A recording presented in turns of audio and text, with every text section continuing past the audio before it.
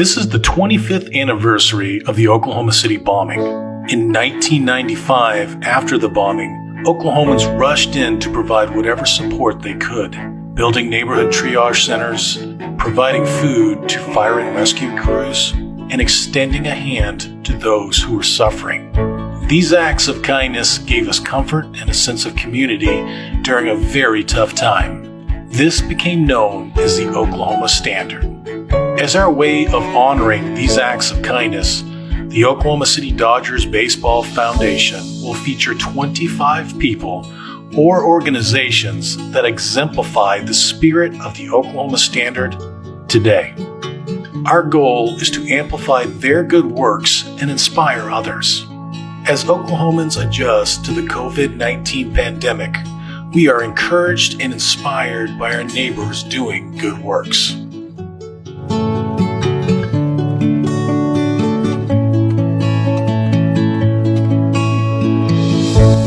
Hi, everybody. I'm Carol Herrick, and today with me, we have the CEO from Social Greenery. Her name is Sam Walker, who I think that's like such a cool name. But Sam, I thank you for coming and speaking with us and telling us a little bit about you, your family, and your business, and perfect time of year to talk about what you do. But it's really something that's bigger than just the holidays. And we'll get into that as we have our conversation. But can you tell everybody who's watching this at home just a little bit about you and Social Greenery? Well, thank you for having me. So as you said, my name is Sam, and I'm the founder of Social Greenery. We are a living potted Christmas tree rental company. And what we aim to do is provide joyful touches for gifting and gathering year-round, but primarily at Christmas time. And tell us a little bit about how this got started. Yeah, so this is a special moment in my life, and obviously for the business.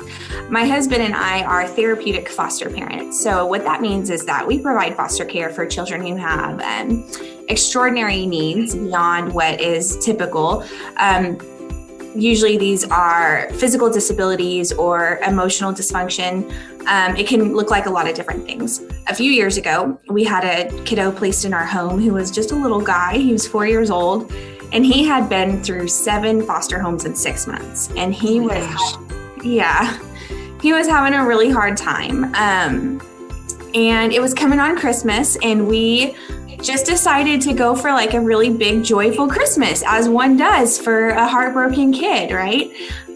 We got a giant fresh cut Christmas tree and crammed it in our home, bent over the top, Dr. Seuss style. We decorated and we baked cookies and we did gifts and just all of the things that you do at Christmas time. And it was fun. And it was joyful for him for a time, until after Christmas, we found him just kind of crying and sad. And we thought that he was upset because Christmas was over and he was very young and he maybe didn't understand that it would happen again. So we tried to comfort him, and we said, hey, it's okay. Christmas will happen every year. No matter where you are, there will always be another Christmas. And he said, it's not that. And he gestured outside at this dead tree at the curb. He said, I thought you loved the tree. And we had this kind of like gut-wrenching moment. And we were like, well, yeah, we loved the tree, buddy. We did. We put it in our home and we hung our special ornaments on it, and we sung our songs around it and took our photos with it. We loved the tree. And he goes, no, you threw it away. And we realized that we had sort of illustrated like a strange way to show our family values to this child who had been welcomed and discarded and welcomed and discarded, to make the emblem of our celebration something that was precious one day and then garbage the next day. Didn't really align with our values. And as we examined the market and looked at what was available to us for Christmas trees, we felt like maybe there wasn't a great option out there on the market, and maybe that was a gap that we could step in and fill.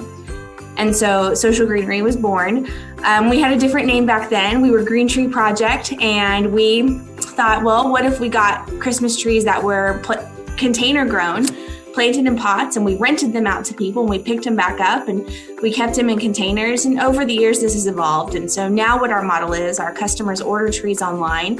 We deliver them to their door at Christmas time, teach them how to keep them alive. After Christmas, we collect these trees, still alive, still planted in pots, not cut down, and we donate them to local nonprofit partners who get them planted around town by the end of January, so that your Christmas celebration with this tree is actually the beginning of this tree's life, not the end, and it becomes a legacy for our city and just a cool thing to do at Christmas time, and a great way to illustrate your family values for children.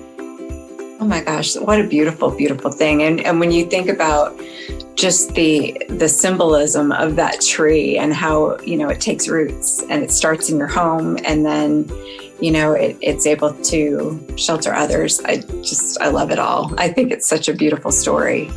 And the real end of that story isn't so much that now we have this business that we love and happy customers everywhere. The real end of this story is that child and his 4 brothers and sisters are permanent parts of our family now. We adopted all 5 of them, and they're definitely part of the company. They help us deliver and pick up Christmas trees.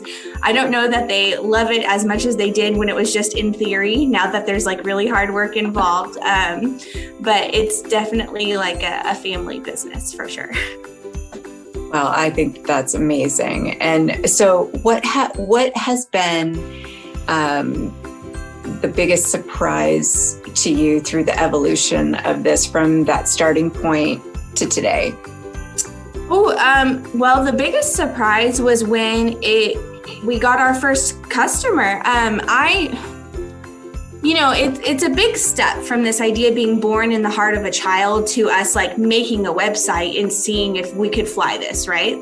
And so we weren't sure if folks would go for this. We weren't sure if here in Oklahoma City, people would want to order a Christmas tree online that they wouldn't see first and trust us to deliver them something that they would like, and then want us to come back and get it and believe us that it would be alive and get planted somewhere. We weren't sure that this whole thing would come together and that there was a market for this. Our very first year in operation, 2017, we just set a goal to rent 24 trees. We just wanted to test the market. We only had 24 trees to rent. We rented 77 trees. And so we validated the market. This year, we think we'll be donating about 260 mature sized trees to local nonprofits. So we're doubling and tripling our growth every year. We're doing really well. But that first year when it worked, that was just shocking. We didn't feel like this had been done before in a market like ours. And we just didn't know. And we're delighted with our community that people think it's a good idea to plant trees at Christmas time. We think it's awesome. It is a great idea. And I love how your business has grown. Like you said, it's not just at Christmas time. You want to talk about what you do year round? I'd love to, yeah. So we also offer services for weddings and special events, which has been tough to do this year. We do anytime that you're celebrating with loved ones or having any kind of special event, Social Greenery wants to step in and offer you an eco-friendly or living or green option to dedicate to that celebration. So we do tree seedling wedding favors for baby showers and birthday parties. We do a succulent potting bar that we'll take out to your special event and set up for you. It's all on our website, socialgreenery.com. We call it Joyful Touches for Gifting and Gathering. And the idea is that we want to give you an eco-friendly swap for whatever favor or way that you were going to celebrate at your party. Let's do it with plants and let's do it with eco-friendly options. I think that is just the coolest thing ever. As somebody who used to throw nonprofit baby showers, the thought of giving seedlings to mamas it's a beautiful thought. We try really hard to pick people we feel are inspirational to represent the 25 examples of the Oklahoma Standard. And for you, we just thought that your story was so beautiful on so many levels. The fact that you are a foster family and have adopted foster kids, is special. And the way that you saw a need and like a true Oklahoman really figured out a way to make that happen. So we want to commend you, your husband, and your whole family for just being a great example of, what the Oklahoma standard is. So we can't wait to have you guys all out at the ballpark, your whole family, once we have a game again, and treat you to a wonderful day of baseball. But is there anything? That would be so fun. Thank you. Well, we're excited about that. But is there anything else you'd like to tell the people at home that are watching? Maybe if they're not sure how to make a difference in their community or their life, that you would suggest a good place for them to start? Yeah, I think that there's this thought that in order to impact change, or obviously like climate and environmental change is a big cost to us, but so is community action. And I think that there's this belief that in order to do those things, you have to stop doing things that you love. You have to deprive yourself, right? And what we really believe is that you don't have to choose like austerity, or you don't have to have like a stoic mentality in order to impact change. You can have your baby shower and your wedding and your Christmas tree and still make powerful, good choices for your community and your climate. You just have to slow down and look for small businesses to purchase from, look for climate-friendly options to select from. We don't think that you're choosing between we don't think that you have to choose austerity. We think that you get to have your celebration and for it to be fun and climate friendly and sustainable too. And so that's really like our message for people, is that you can have both and you can do both and it can be great. We really want to abolish this mindset that like, well, first they want me to turn down straws at the drive-thru and next thing I don't have a tree at Christmas.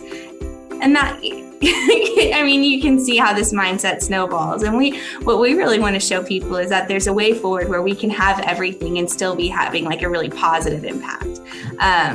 And it just starts by slowing down and making really conscious, small decisions, one step at a time.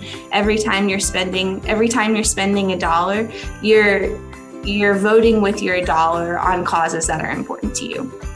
That is such great advice, Sam. And 2020 is kind of like the banner year for slowing down, right? It's been very helpful for us to kind of take a minute and pause and really figure out what's the most important way to move forward. I know that that's been true for me personally, and sounds like everybody I talk to is kind of in the same place. We're all looking for the good that has happened this year, and certainly seems like you are facilitating that across our community. So thank you, and thank you to your family, and tell your kids, as somebody who grew up on a farm, hard work pays off big dividends down the road. So tell them to keep working on those trees, and they'll get those lessons later.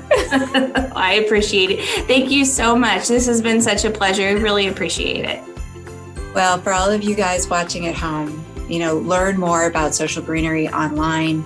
I'll put the address in the notes on our social media site, but just go check them out. They're doing such amazing work, and make a difference, guys. And so until we can see you all at the ballpark again, I want you all to have a great day. Bye.